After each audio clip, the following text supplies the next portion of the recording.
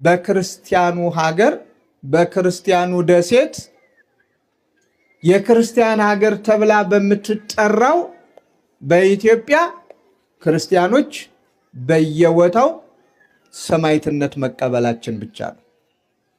ይሄ ይገርማል። ይሄ ያስደንቃል። ምክንያቱም በሌላው ክርስቲያኖች ሰማዕትነትን ተቀበሉ ስንል ለጣዖት ስገድ አልሰግድም፣ እኔም ማመልከውን አምልክ አላመልክም፣ የኔን ሐሳብ ተቀበል ከክርስትና ውጭ አልቀበልም፣ እማመልከው ሰማያትንም ምድርንም እኔንም አንተንም የሚታየውንም የማይታየውንም የፈጠረውን እግዚአብሔርን ብቻ ነው በሚል ነበር። ዛሬ ደግሞ ገዳዮቻችን ምን ብለው እንደሚገሉንም ቅጡ ጠፍቶብናል። በኢትዮጵያ ምድር የክርስቲያኖች መሞት የክርስቲያኖች ሰማዕትነት መቀበል ምን ብለን ስም እንደምናወጣለትም ለኔ አልገባኝም። ዘመነ ሰማዕታት ስንል ስም የወጣለት ሰማዕታት የሰማዕታት ዘመን የተባለ ክርስቶስን ካዱ የሚሉ ስለነበሩ ነው። የዛሬዎቹ ደግሞ ወይ በግልጽ ቀርበው ክርስቶስን ካዱ አላሉንም፣ በእንዲህ አይነት ውጊያም ተሰልፈው ኑ እንዋጋ አላሉንም። ግን በያገኙበት ይገሉናል። በያገኙበት ነፃነታችንን የሚያሳጡን በስተዋል። ምን ማለት ነው? ምናልባት ለማሸማቀቅ ለማስፈራራት ሁሉም ኦርቶዶክሳዊነት ሞት የሚያመጣ የሚያስከትል ከሆነ የተዋህዶ ልጅ መሆን በየቦታው የሚያስገድል ከሆነ ይቅርብኝ ይሄ እምነት ብሎ ሃይማኖት እየመረጠ እንዲሄድ ሃይማኖቱን እንዲያጣ በስውር ይፋዊ ባልሆነ እኔ ነኝ ይህንን እምነት ካልተከተልክ እገልሃለሁ ያልተባለለት ምን ይሆን ምስጢሩ?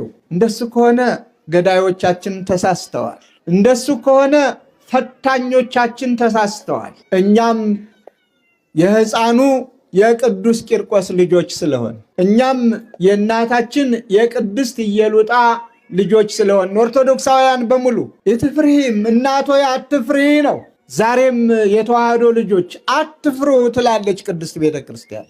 አንዱ አንዱን እያጽናና መከራውን በደስታ በመቀበል በመቋቋም ወደ እግዚአብሔር በመጮህ ለእግዚአብሔር የሚሳነው ነገር ስለሌለ እግዚአብሔርን በመጠየቅ ፈተናውን እንዲያሳልፈው በሃይማኖት በመጽናት እንድንኖር እንገደዳለን። አንዳንድ ጊዜ ሞትን በስደት ሞትን በከተማ ወይም በገጠር ሞትን በደጋ ወይም በቆላ ሆኖ ማምለጥ አይቻልም።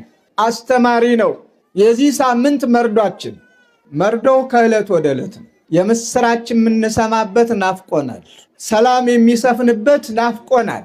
ጦርነት፣ ዋይታ፣ ስደት፣ ሞት በቃ የሚባልበት ናፍቆናል። ለናፍቆታችን ደግሞ እርካታ እናገኝ ዘንድ ወደ እግዚአብሔር መጸለይ ግድ ነው። ሰሞኑን ሕይወታቸው ያለፈ የቆሰሉ አደጋ የደረሰባቸው ገዳም ላይ የተቀመጡ ሰዎች አይደሉ? ከራሳቸው አልፎ ተርፎ ስለ ዓለም የሚጸልዩ፣ ስለ ኃጢአተኞች የሚጸልዩ፣ ስለ ወገን የሚጸልዩ፣ ስለ በሽተኞች የሚጸልዩ፣ ለበሽተኛው ፈውስን እግዚአብሔር እንዲሰጥ ዝናመ ምሕረቱን እንዲሰጥ ምድሪቱ የተዘራባትን ዘር አብቅላ አፍርታ ለሰው ልጆች ምግብ እንድታፈራ እንድትሰጥ ስለ ሁሉም ነገር ስለ ወንዞችም ስለ ማንኛውም ነገር የሚጸልዩ ያውም እናቶቻችን በሰማ ነው እነሱ ናቸው ያረፉት። እንግዲህ ሰማዕትነት ወይም ደግሞ በልዩ ልዩ መንገድ የሚመጣ መከራ ብንደበቅም ብንሸሽም ብንወጣም ብንወርድም የማይቀር መሆኑን አምነን የማይቀር ነገር ካለ ደግሞ ይህ ዓለም እንዳያታልለን በግዴለሽነትና በንዝህላል እንዳያገኘን የማይጨበጠው ዓለም የሚጨበጥ መስሎን ስንባዝን ስንወጣ ስንወርድ በከንቱ እከብር ባይ ልብ ይዘን ጊዜያዊ ነገር አታሎን አወዳደቃችን እንዳይከፋ በተጠራለት በፊቱ እንዳናፍር የመንግስቱ ወራሾች እንድንሆን ጸሎት ያስፈልገናል። ንስሐ ያስፈልጋል። ወደ እግዚአብሔር መቅረብ ያስፈልጋል። እግዚአብሔር መሐሪ ስለሆነ ምንጊዜም ዝግጁ ሆኖ መኖር፣ አጥብቆም መጸለይ። አሁን ነገሮች ሁሉ ስለሚዘበራረቁ እኛም ቅጡ ጠፍቶናል፣ የምንለውንም ያሳጣል። ምንስ ይባላል? መቼ ነው የምስራችን የምንሰማ? ደግሜ እናገረዋለሁ ይህን ቃል። መቼ ነው በቃ የሚለን እግዚአብሔር? ቢቸግራቸው እኮ አባቶቻችን አይቴ ውእቱ አምላኮሙ ከመ ይበሉነ ውሉደ አሕዛብ ውሉደ መርገም፣ የመርገም ልጆች፣ የማያምኑ ውድቀታችንን የሚፈልጉ በአንተ አምላክነት የሚቀልዱ የታለ አምላካቸው እንዳይሉን፣ የታለ ፈጣሪያቸው፣ የታለ ገዣቸው፣ የታለ የሚያመልኩት፣ የታለ ያዳናቸው የሚያድናቸው እንዳይሉን እባክህ ጸሎታችንን ስማ ብለው ድምፃቸውን ከፍ አድርገው እኮ አባቶቻችን ጭኸዋል።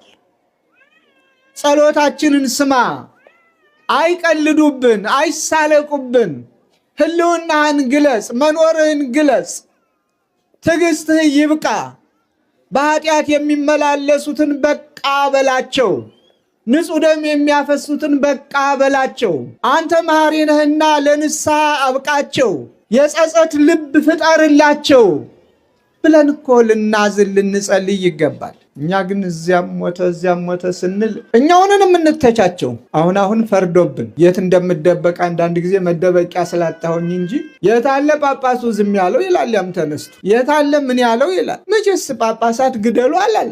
እኛም ቀናችን እስከሚደርስ ነው የምንጠብቀው። አንድ ቀን ለእኛም ይደርሳል። በዚህ አይነት መልኩ ምንም ይቀራል ብለን አናስብም። ብዙ ካህናት ሕይወታቸው አለፈ በቤተ መቅደሱ። ብዙ እናቶቻችን ሕይወታቸው አለፈ። በገጠር የለ፣ በከተማ የለ፣ በገዳም የለ፣ በየትኛውም ቦታ ሞት ነግሷል። ስለዚህ እንደ ቅዱስ ቂርቆስ ኢትፍሬእም ነበልባለ እሳት፣ የጊዜውን ጸዋትወ መከራ ሳንሰቀቅ ሳንፈራ፣ የጊዜውን ውጣ ውረድ እንደምንም ሳንቆጥረው በሃይማኖታችን ራሳችንን አጎልብተንና አጎልምሰን ምድራዊውን ሳይሆን ሰማያዊውን መንግስት በመናፈቅ አትፍሪ፣ አትፍራ፣ አንፍራ በማለት ልንሰራው የሚገባንን በጸሎት ጽሙዳን ሁነን ከመጠባበቅ በስተቀር ሌላ ምን ጥቅም አለው? ምንስ ትርጉም ያመጣል? እያፋጠን ነው ካልሄድን በስተቀር